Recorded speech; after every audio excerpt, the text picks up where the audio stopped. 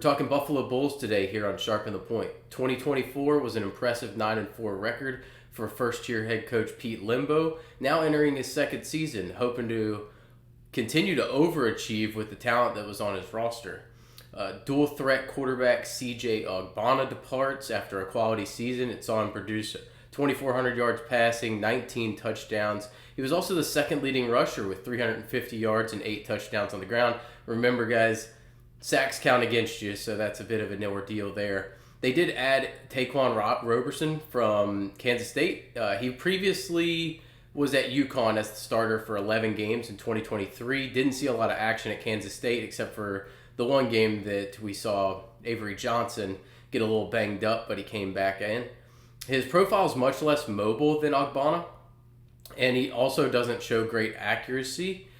So that leads to questions as to how long he'll be able to keep the job, but he does provide a veteran presence in a room that has sorely lacked it at this point with Ogbonna gone. Roberson can be counted on for a serviceable floor, but he's certainly going to have competition from Gunnar Gray, who has practice experience in the system and a better showing in the spring game than Roberson himself, making it not out of the question that at some point this season we could see Gray take over that role. At running back, Al-Jay Henderson is going to return. He had a very strong season with 1,000 yards and 9 touchdowns. He came on really strong in the back half of the season, accumulating 500-yard games and scored in 6 of his last 7 games. I expect to be the engine of this offense, even more so without the rushing threat of Ogbonna in the backfield.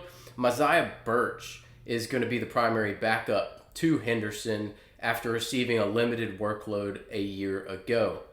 Pass catcher-wise, losses of number 2 wide receiver J.J. Jenkins and number 3 wide receiver Taji Johnson to graduation are a bit of a depth issue, but their production was equaled by leader in the room Victor Snow, whose return is far more important than those losses. Snow's going to look to build off of his 55-catch, 650-yard, and 6-touchdown line from a year ago, and it saw him reach the end zone in 5 of the last 6 regular season games. They really played strong in the back half of the season, which showed that they have the capability to win a lot of games going forward as they got comfortable in this system.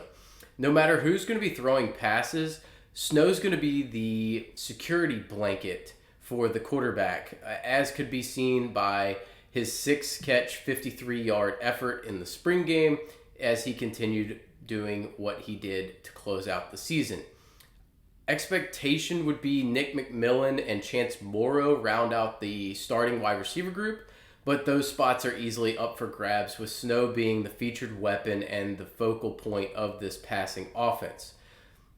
Evan Kings is the likely starter at tight end, but I don't expect him to be involved very much in the pass game, so we're looking at a very run-based offense with Snow getting passes over the middle and catching short area target and try to move the chains that way. On the offensive line, they returned 3 starters in left tackle Henry Tabansi, left guard Trevor Brock, he is a quality guard, and right guard Tyler Doty, also good guard from last season. They showed plenty of struggles in the spring across the offensive line by not being able to protect the passer. They allowed a ton of pressure, and they struggled a little bit to open holes for the run game. Granted, it was not a full starting effort out there. Reports are that they haven't gelled yet as a unit. They still have time with fall camp still to come. And they're still in the process of not only trying to figure out the right 5 starters, but where they are best positioned at. That is a bit of an ordeal, but their struggles are going to be a little iron sharpens iron in the situation, because the defensive line is just absolutely stout. So looking at them, it's an experienced and deep unit. Kobe Stewart briefly entered the portal. Getting him to return was one of the keys to their offseason, as he constantly pressured the passer last season, getting 10 sacks. Combining him with Malin White on the other side and George Wolo and Cornell Evans in the middle creates what I believe will be one of the better units in the MAC. So they have a wonderful baseline on that defensive line unit. That could be attributing as to why some of the offensive line struggles in the spring as well. Linebacker-wise, the loss of Sean Dolak is going to be just huge from them. The kid was an absolute missile out there. He was the heart and soul of the defense, and he had 168 tackles, 6 sacks, 5 interceptions. It can squarely be one of the best linebacker seasons last year of anybody in the country. Replacing that production is going to be nearly impossible. Thankfully for Buffalo, Red Murdoch's going to return, and he had a great season as well. 156 tackles, 2 sacks, an interception. More importantly, 7 forced fumbles. I mean, this team managed to win the turnover battle more often than not. He's going to step into the lead role in the middle, while Deion Crawford will take on a more expanded role. Crawford showed a very good ability to rush the passer a year ago, having 9 sacks, including 6 over the final 3 games. Once again, they just came on super strong at the back half of the season. And in the defensive backfield, the entire secondary returns, which should help them improve upon the numbers they put up a year ago, as it was the weakest part of the defense. At times it was good, and in others it was a very glaring weakness. So the expectation is that it will show more consistency by playing more disciplined and unified as a group. Nickelback Jalen McNair is going to be one of the more explosive players in the secondary, trying to create turnovers, things like that. Safety Solomon Brown and Jonathan Capo provide a steady presence with cornerbacks Marquise Cooper and Charles McCatherins on the outside.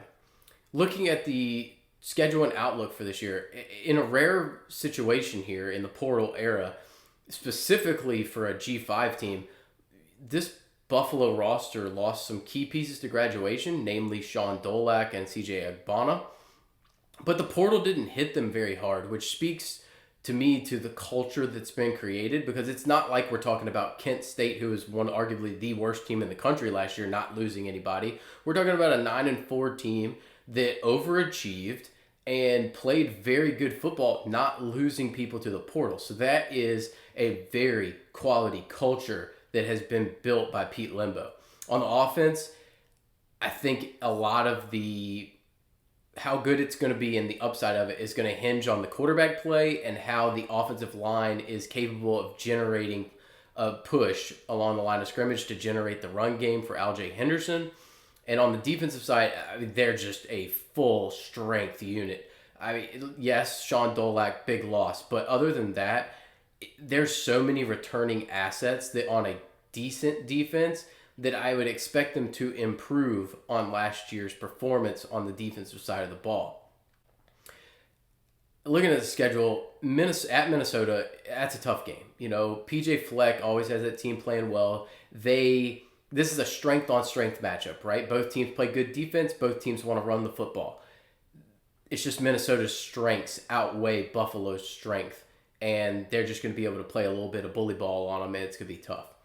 Getting St. Francis, though, nice, easy win. You're going to build some confidence coming off that Minnesota game. It's a bully ball win for you. At Kent State, we just mentioned, they're terrible. Easy bully ball win. You get 1-0 in the conference. Love to see that. Troy, I think this is a tough game. It's at home. It's a coin flip game. I think I would lean Buffalo, although later in the year with the weather, I would prefer Buffalo even more. But that is a tough matchup, coin flip game there for me. UConn, that's a Roberson revenge game, provided Roberson's still starting at that point. We'll see. That's a coin flip game. There's a lot of new faces on the UConn defense. I'll give the edge to Buffalo for the new faces on UConn and hoping that they can generate enough offense, specifically if Roberson just has a good game facing his old team, and that Buffalo defense is just too stout. But that's a interesting matchup for sure. Eastern Michigan, it's a good team, but I'm going to lean Buffalo. Buffalo should win that game. At UMass, easy win. I mean, this is a soft early season schedule for the MAC standard. Against Akron at home, that's an easy win. At Bowling Green, win. At Central Michigan, that's a coin flip. I would lean Buffalo. As you can see, I think Buffalo is one of the better teams, but they close out with 2 nasty matchups. Miami of Ohio, thankfully they get both at home though. Miami of Ohio, you're playing for a MAC title here. Chance, it's a tough matchup. I think because of the quarterback differential of them getting Daquan Finn, and you're going to hear this in both games coming up, they need the weather in Buffalo to be a little nasty, make it muck it up, not let Daquan Finn be able to move the football through the air, make it a run-based game. Then they have a chance. As of now, if the weather's just fine, I would lean Miami of Ohio to win that game. But weather could make the difference there. And then following it up with a home game against Ohio. Also, another tough game. Parker Navarro, quarterback of Ohio. Lean Parker Navarro advantage at the quarterback position. But also, if the weather mucks that game up, it's highly interesting. I just think that Parker Navarro and Sia Bangura in that backfield is going to be too much for the offense to overcome. You got to expect 6 wins at a minimum, with the upside for 8 to 9 if things break right, and even the potential of a MAC title game appearance if the weather breaks right on those last 2 weeks. They're in the thick of the title race.